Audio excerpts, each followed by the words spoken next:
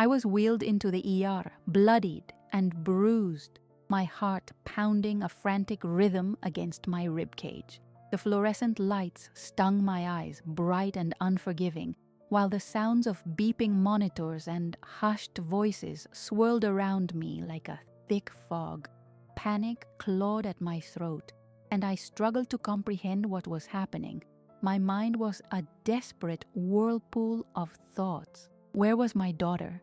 Had I really left her home alone again? Dark spots danced at the edges of my vision as I fought to stay conscious. The metallic tang of blood mixed with a sharp, antiseptic smell that burned my nostrils. I could taste the fear rising in my throat, but there was no way for me to articulate it. I wanted to scream for help, but all I could manage was a silent plea, one that echoed in the hollow void, threatening to swallow me whole. I had spent years masking my fears beneath a veneer of normality, but now, here, in this sanctuary of suffering, there was no hiding. As I drifted in and out of awareness, I felt the medical team surrounding me, their voices a flurry of urgent commands. "Trauma assessment," a voice called out, authoritative and calm. "GCS at 10, shallow breaths, IV access, start with saline." I tried to comprehend their words. GCS, IV. Each acronym felt too clinical, too removed from the reality of my pain. Instead, all I could grasp was the coolness of the metal gurney beneath me and the sharp jolts of agony that radiated from my body.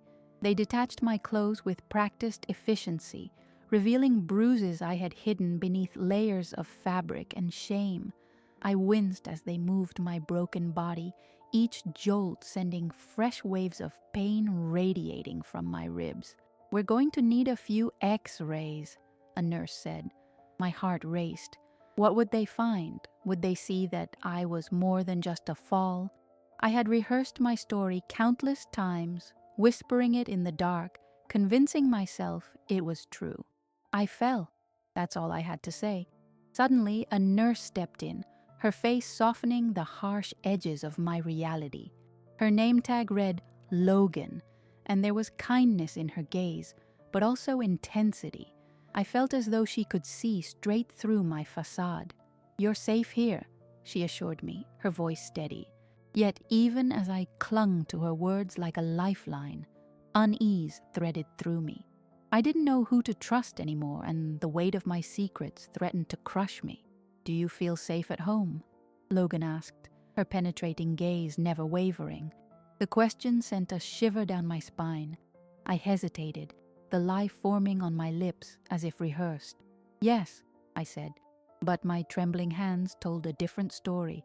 How could I admit the truth, that the man I had vowed to love couldn't be trusted to keep either me or our daughter safe? Logan continued her examination, her brow furrowing as she traced the various bruises on my arms. I caught the flicker of concern in her eyes. She wasn't buying my lies. "You have some bruises that are in different stages of healing," she murmured, her tone gentle yet probing. "How did they happen?" Before I could answer, a shadow appeared in the doorway. My husband. His confident stride and charming smile seemed wholly at odds with the chaos surrounding us. "Honey, I'm here," he said, his voice syrupy sweet. Yet no amount of charm could mask the dark undertone lurking just beneath the surface. Logan stiffened, stepping protectively close to me. "Mr. Mitchell, I need you to stand back," she said firmly, her eyes flashing with determination, and a tension filled the air. I shrank against the bed, desperate to create distance. With every inch he moved closer, my heart pounded sharper. He leaned over me, brushing a finger against my cheek, a gesture meant to soothe, but it ignited a fight-or-flight response deep inside me. "What happened?" he asked, feigning concern, but I could see the irritation simmering just below the surface. Everything inside me screamed to pull away. Logan's firm presence surged like a protective shield, making me feel momentarily safe. "Just for a few minutes," Logan insisted, her demeanor unyielding. The tension was palpable as my husband's charming facade flickered, revealing his anger. I felt gratitude for Logan in that moment, training my heart to stand firm, and as my husband exited the room, I exhaled a shaky breath.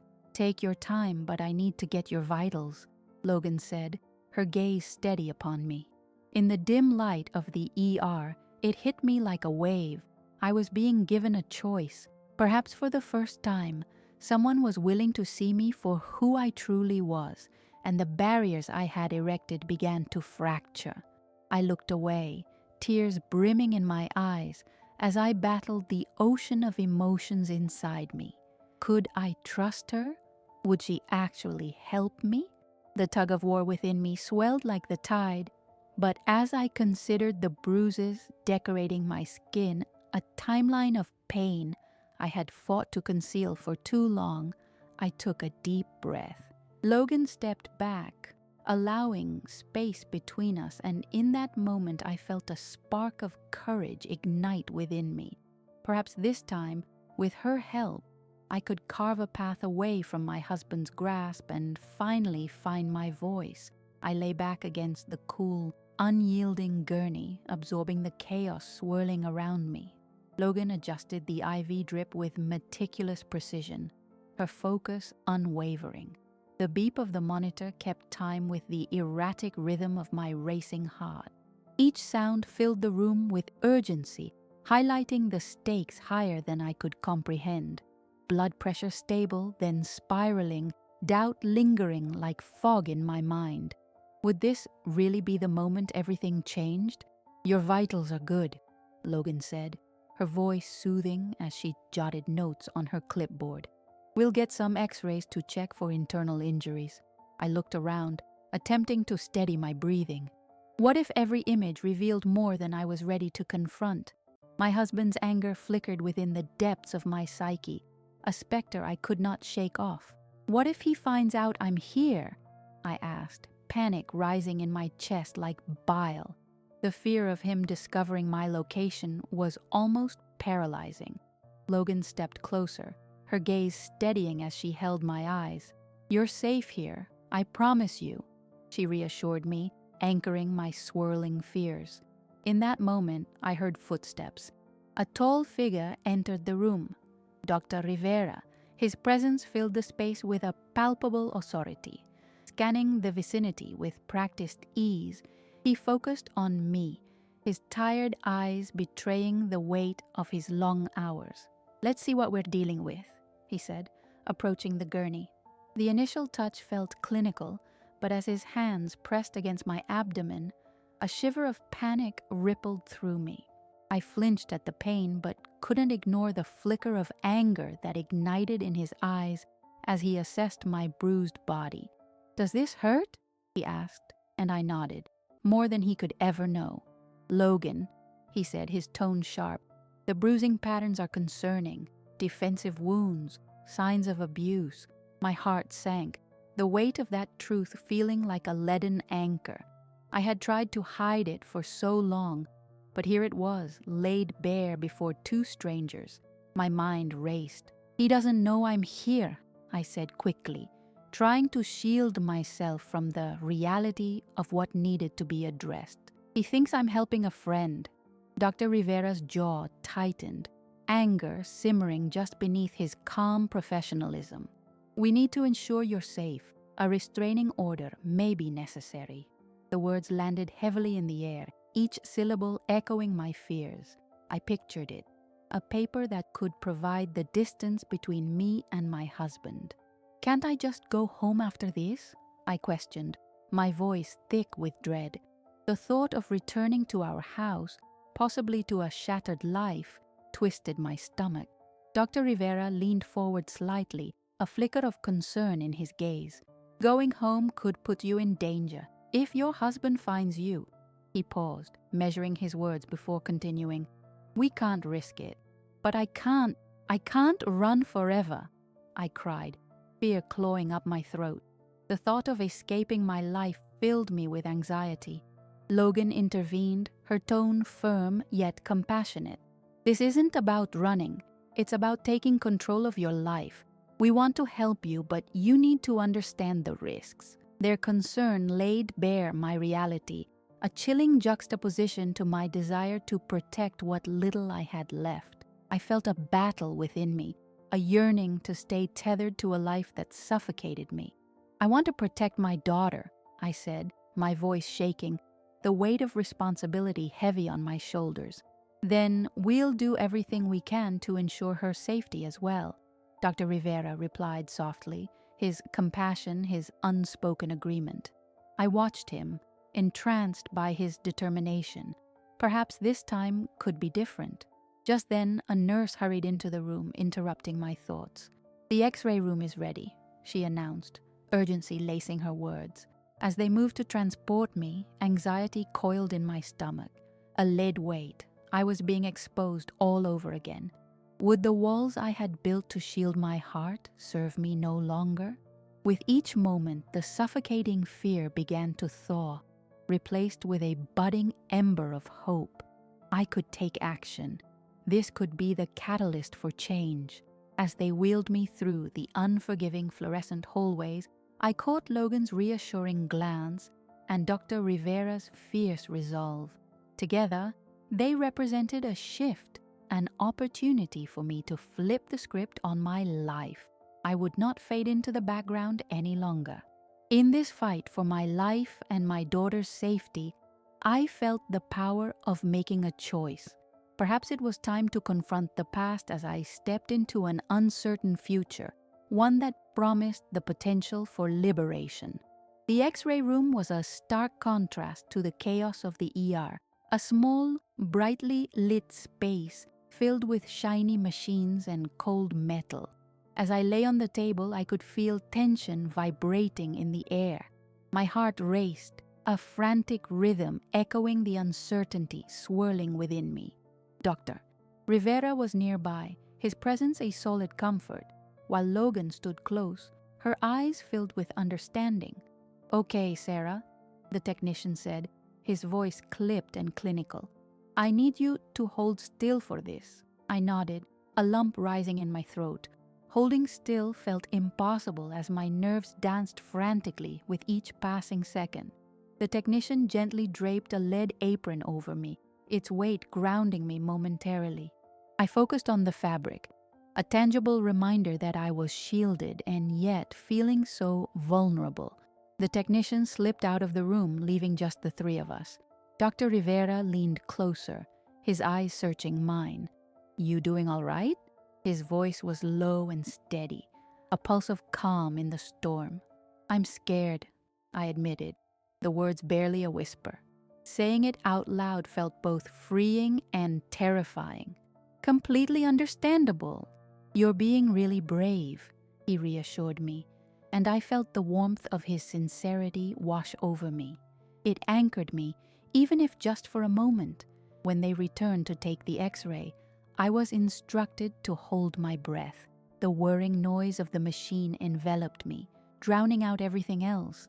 All I could focus on was the rhythmic pounding of my heart, the silence interrupted only by the soft whir of the X-ray machine. I hoped these images would not expose just my physical injuries, but the emotional wounds I had carried in silence. With the X-ray complete, I was wheeled back toward the ER. I immediately spotted my husband near the entrance, arms crossed, his expression a mix of impatience and anger. Just the sight of him sent icy tendrils of dread tasting bitter on my tongue. "What's he doing here?" My voice exploded in fear. "Stay calm," Dr. Rivera said, his firm tone radiating authority. I could feel a protective barrier forming around me. Logan stepped forward, asserting herself. "Mr. Mitchell, your wife needs privacy right now." The tension crackling in the air was palpable, and I shrank back instinctively. "Just checking on my wife," he shot back, his charm fading into thin air. "You need to leave," Logan insisted, unwavering, her authority a shield. I felt a flicker of gratitude toward her. "Leave?" he echoed, disbelief coloring his words. "I'll call security if you don't step outside," she warned. I held my breath, praying he wouldn't escalate the situation further. With that threat hanging in the air, he turned sharply on his heels, resentment oozing from him as he muttered, "This isn't over." The moment he exited, the ER felt like a tidal wave crashing against a rock. I could finally breathe again. "Are you okay?" Dr. Rivera asked, his eyes watching me closely. I think so," I stammered, the fear still coursing through my veins but finding a strange sense of strength rooted inside. "Good," he replied, a hint of relief washing over him. "You handled that really well. It's the first step toward your safety." Logan rejoined us, holding an envelope. "This is critical, Sarah," she said, placing it in my trembling hands. "It contains resources, shelters, legal aid, and support groups."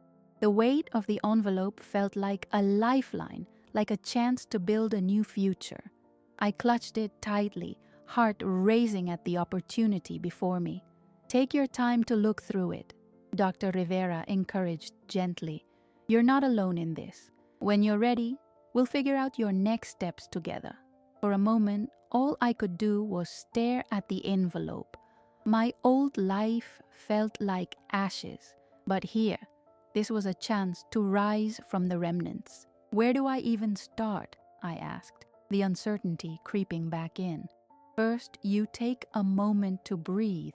You have options now," Logan said softly, her eyes reflecting warmth and encouragement. "Whatever happened before doesn't define your future." I took a shuddering breath, pulling the envelope closer as if it could shield me from my past. I felt ready to step into the light. No longer would I allow fear to dictate my life. This was a turning point, a chance to reclaim my narrative. "I'm ready," I finally declared, the words slipping free from my lips with newfound determination. In that room, beneath the bright lights and within the chaos, I discovered strength I never knew I had. My journey had only just begun, but this time I was going to fight for the life I deserved. The idea of freedom wrapped around me like a warm blanket, igniting a flicker of hope in my heart. This time I would not just survive, I would thrive. I would protect my daughter and find my voice. With Logan and Dr. Rivera by my side, I felt a surge of courage wash over me. This was a new beginning, a chance for liberation.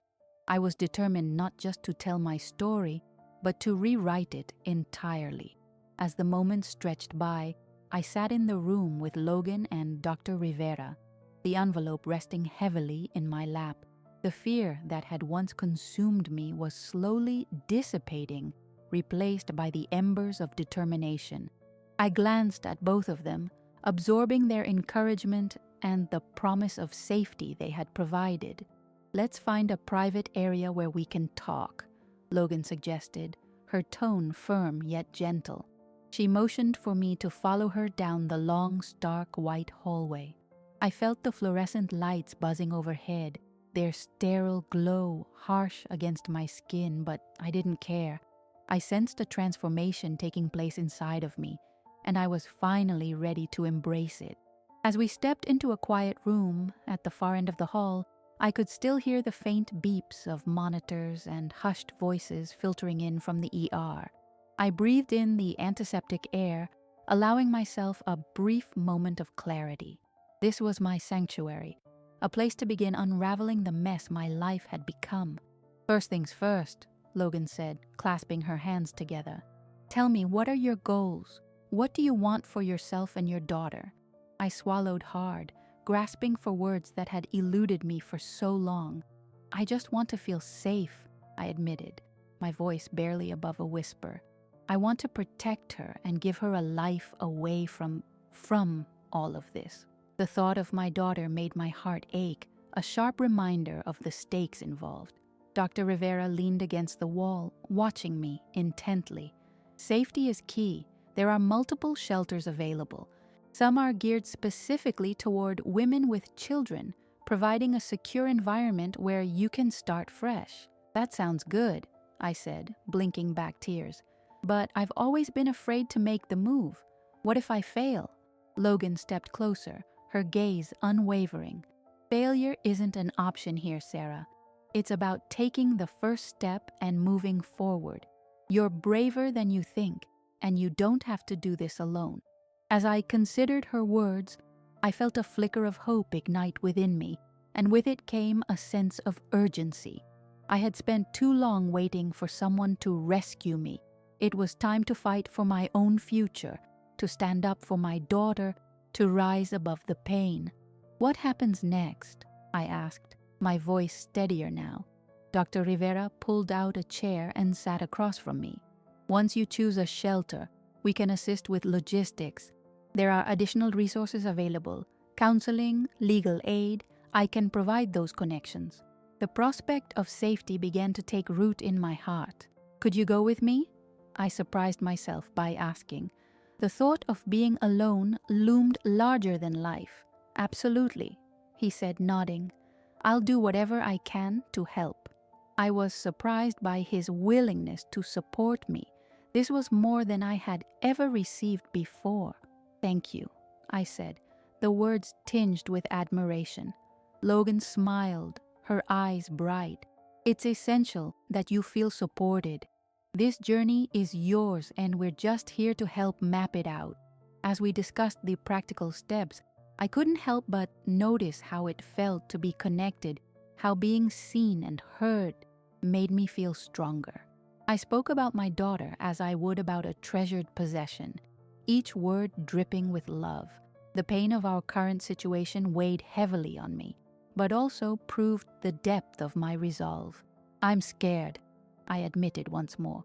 It's hard to trust. The admission felt like a release, the unshed tears threatening to spill over.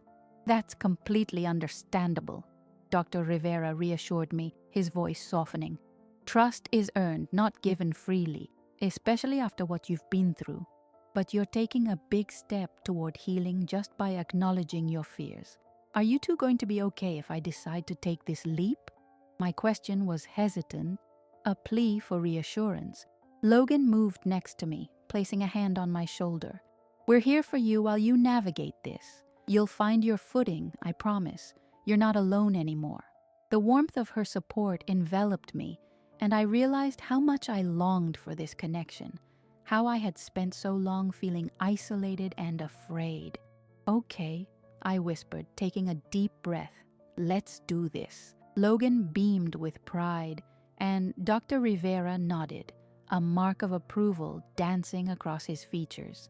I felt empowered, as if I were standing at the edge of a precipice, ready to leap into the unknown. You'll need to prepare a bag, just a few essentials to bring with you to the shelter, Logan said, the practicalities grounding me. Keep it light and simple. Right, I agreed, picturing the items that would make the journey easier. But then I paused, memories flooding my mind.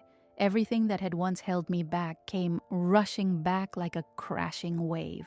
I don't want to leave without making sure my daughter is safe, I said, distress creeping into my voice once more. Dr. Rivera leaned forward, his concern evident. What's the next step for her? I need to find a way to get through to her, I said, determination filling my tone, to protect her from the darkness that has enveloped our lives. Logan reached out, a gentle brush of reassurance against my wrist. We'll help with that too. Let's make a plan to ensure her safety as well. As I looked between them, I realized I had allies, people willing to fight with me. I felt a warmth bloom in my chest, a flicker of hope ignited by their unwavering support. It was more than I had ever dreamed possible. Thank you, I said again, gratefulness spilling from my lips. Thank you for believing in me. We believe in you because you deserve it, Logan said, her tone firm but warm. Let's get started. As we began to weave together a plan, I felt lighter, like a burden was slowly being lifted off my shoulders. This was my point of no return, a leap into the unknown, but also a chance at liberation. The walls I had built seemed to tremble, and the prospect of a brighter future was finally within reach. I was ready to fight, ready to claim a life not driven by fear, but by hope and love. The days following our meeting felt surreal. I was caught in a whirlwind of paperwork, planning, and anxious anticipation. Each day blended into the next, but the shadow of uncertainty lingered just out of reach, reminding me of the man I was desperately trying to escape. I sat on the edge of my hospital bed one afternoon, staring at a crumpled envelope filled with resources Logan had provided. Inside were the names of shelters, legal services, and support groups, all resources meant to help me navigate the rocky road ahead. The thought of leaving felt both liberating and terrifying. "Sarah?" Dr. Rivera knocked gently before entering, a warm smile breaking through my fog of worry. "I wanted to see how you're doing." "I'm surviving, I guess," I replied with a half-hearted smile, my voice revealing a fraction of the turmoil roiling beneath the surface. He stepped closer, the warmth of his presence easing the tension in my chest. "I'm here if you need to talk or ask questions. It's a lot to process. I'm just scared," I admitted, my voice quiet. "What if David finds out where I am?" Dr. Rivera's expression hardened slightly, his concern evident. "If he tries to reach you, that's why we have safety protocols in place. You're not alone in this." Before I could respond, Logan entered and brightened the atmosphere. "Sarah, guess what? We've got a meeting scheduled with the shelter coordinator tomorrow. They can take both you and Kate." Her excitement was contagious, breaking through my anxiety. "Really?" Hope bubbled within me, igniting a spark I thought had been extinguished. "What should I expect?" "They'll go over the safety plan, answer your questions, and help you both transition smoothly. They're great at what they do," she assured me, her enthusiasm infectious. I couldn't help but allow myself to envision a new life, a real one, free from David's reach. But doubt quickly followed, gnawing at the edge of my resolve. What if things don't work out? What if I fail? Failure isn't an option anymore. You're taking power back, and that's the most important part, Logan said firmly. The next day came quickly, bringing with it a wave of anxiety as we made our way to the shelter. Glancing around at the bustling hallway, I felt a pit in my stomach as if everyone around knew my history. But with each step I took, I also felt the weight lifting just a little. Upon entering the shelter's office, a woman greeted us warmly. "Welcome. I'm Jessica, the shelter coordinator. We're here to facilitate your transition and to ensure your safety." She walked us through the process, detailing the resources available for both mothers and children.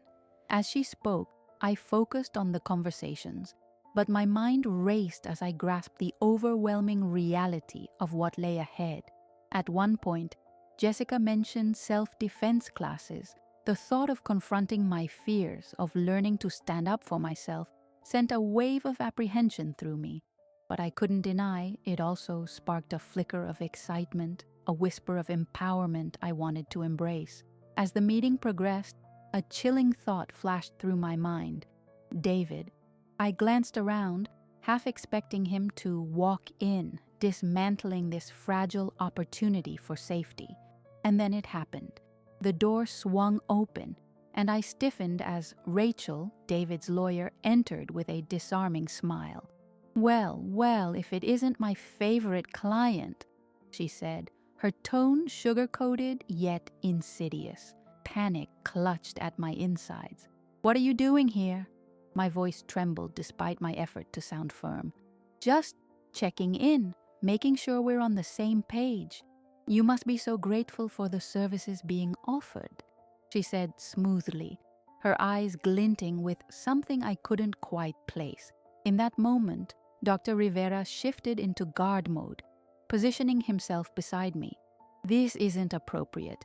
Sarah is moving forward, and we will not tolerate harassment in this space." Rachel's facade cracked slightly, her lips pressing into a thin line.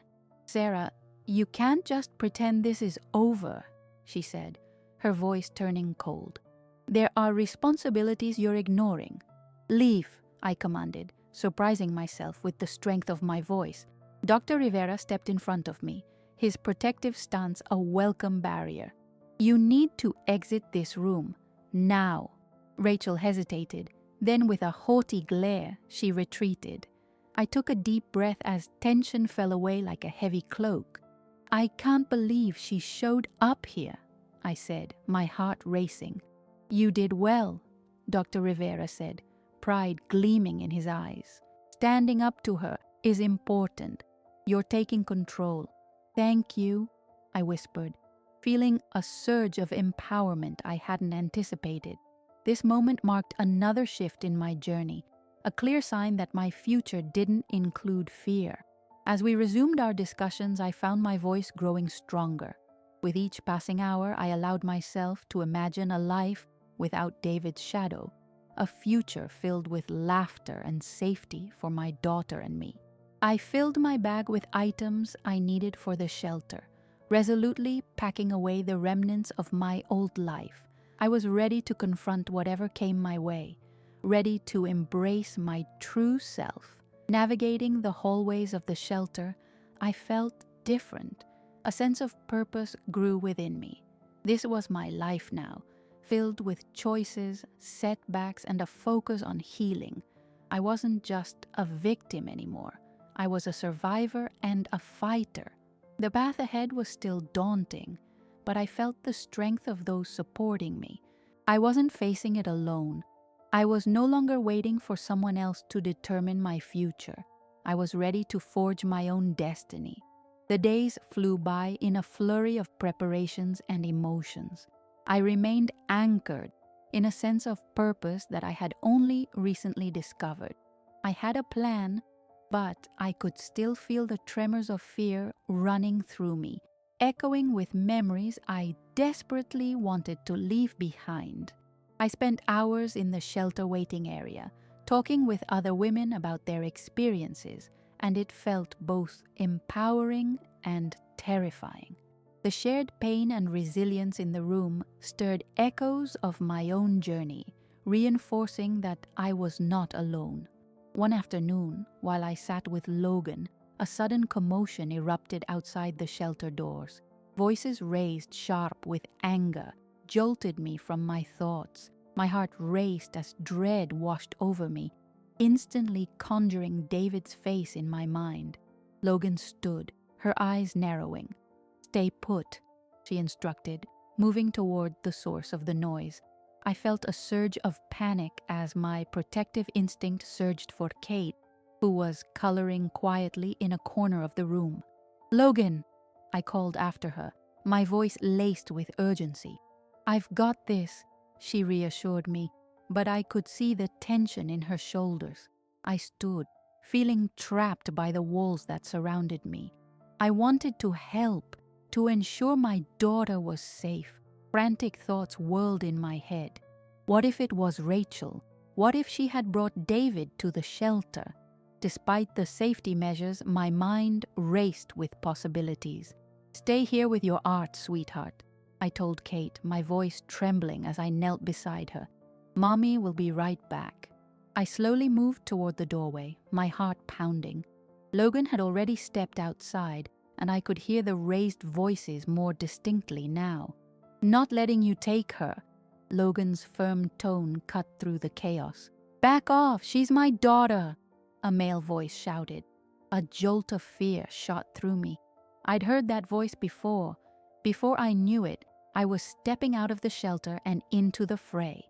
Pushing through the doors, I froze at the sight of David, towering and furious, standing toe-to-toe with Logan. The air crackled with tension, and I felt the world around me fade away. "Sarah," his eyes locked onto mine, and a terrible mixture of anger and denial simmered within them. "Where have you been? You can't just run away from your responsibilities. What are you doing here?" I demanded, stepping forward, my voice trembling with courage. David sneered, brushing off Logan as if she were nothing. "This doesn't concern you. You're a nobody." Logan stepped between us, steady as a rock. "You need to leave. This is a safe space for Sarah and her daughter, and you are not welcome here. If you don't back off now, I will call security." "Security? For what?" David spat back, pushing closer. "This is my family we're talking about. You think you can keep her from me? I'll fight for my rights." My heart raced, each beat echoing in my ears as fear washed over me. "This is not a negotiation, David," I said, voice firm despite my quaking heart. "You've made it clear what kind of family you want. I'm done." He glared at me, and for a fleeting moment, the facade of rage fell away, replaced by desperation. "Sarah, you don't mean that. We can work this out. I'll change. Just come home." The words were a manipulation, dripping with the familiar charm that had almost ensnared me once before. I shook my head slowly, feeling clarity wash over me. "No, David, I won't let you control me anymore. You're choosing your own delusions over reality," he yelled, the fury bubbling back to the surface. Logan's stance remained firm, her unwavering bravery standing as a shield beside me. "This is not the old life, and you need to get out of here," Logan said, her lips pressed into a grim line. "You have no idea the harm you've caused, and Sarah is moving on." Suddenly, a nearby security guard appeared, his expression professional but stern. "I need you to leave now, sir," he ordered. "This is your final warning." David's defiance wavered, but fury ignited behind his eyes. "This isn't over, Sarah. You can run, but you'll never escape me." As he turned to leave, I felt my insides twist with lingering fear, but something else bloomed alongside it. Relief. He was leaving. The moment the door slammed shut behind him, a weight lifted off my shoulders.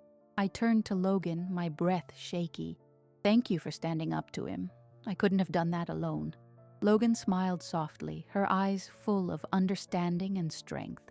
"You're not alone, Sarah. You're getting your life back, and that comes with challenges." I glanced around the room, eyes meeting the other women's expressions of support. I was no longer just a passive participant. I was taking a stand for my future and for my daughter. In the following days, I threw myself into the classes offered at the shelter, everything from counseling sessions to self-defense. Each course fortified my resolve and broadened my understanding of what it meant to rebuild my life. I learned to tap into the strength that lay dormant within me, rediscovering my identity piece by piece. When I returned to my room one evening after a particularly empowering self-defense class, I intended to share the details with Kate. I found her eagerly paging through a storybook, her love for stories lighting up her face. "Look what I found!" she exclaimed, grinning at the illustrations. "It's beautiful, sweetheart," I said, settling next to her. I wrapped my arms around her, feeling the warmth of her small body against mine. "Will we ever go back home?" she asked, her innocence cutting through me like a knife. "Not the same way, dear. We're starting fresh now. A new adventure." I spoke the words with conviction, knowing deep within my heart that we were on the brink of something extraordinary. Together, we were forging our own path, one built on trust, love, and safety. As I tucked her into bed, I grasped onto a renewed belief that we would be okay. I was ready to embrace the challenges of the unknown, confident in the fact that I had the strength to protect her. I was becoming the mother she needed, the fighter I was destined to be. This was just the beginning, and the journey ahead was ours to shape. Free from fear and exhilarated by the possibilities ahead, the weeks turned into months as I adjusted to life at the shelter. Each day presented its own battles, but I welcomed the structure and support that now enveloped both me and Kate. I realized how much I had truly needed this: time to heal, time to grow, and time to redefine what my future would look like. One bright Thursday afternoon, I stood outside with a couple of the women from the shelter, all of us engaging in an impromptu yoga session led by a volunteer. The laughter and encouragement felt like sunlight breaking through the clouds, and I reveled in it. "Come on, Sarah, you can do it," one woman called, her voice melodic with cheer as I attempted a particularly tricky pose. "Just picture David falling flat on his face," I joked, and the group erupted in laughter, making my heart swell. It was odd to think I could make light of something that once brought me so much pain, but here I was, surrounded by women who understood, supporting one another. After yoga, I sat cross-legged on the grass, sipping on a bottle of water. The sun warmed my skin, and the laughter from others filled the air. I felt a wave of gratitude wash over me, grateful for the camaraderie fostered in this unusual community. Later that day, Logan stopped by my room. "Can we talk?" she said, her tone serious. I nodded, and she took a seat on the edge of my bed. "I've been speaking to Dr. Rivera. He's worried about you." "Worried? Why?" I blurted out, an edge of defensiveness creeping in. "Because you've been so focused on Kate and your healing that you've stopped talking about your own progress.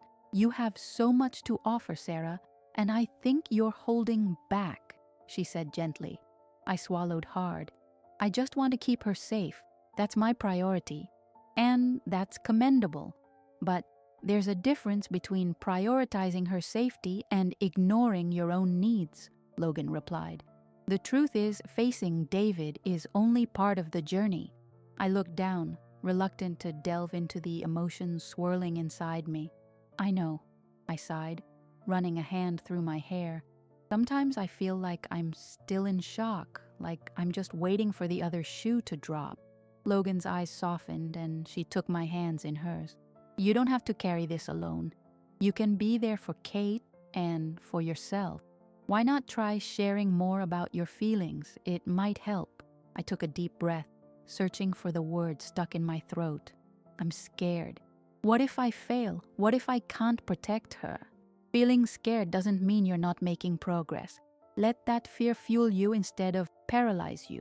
You have more strength than you realize," she encouraged, squeezing my hands.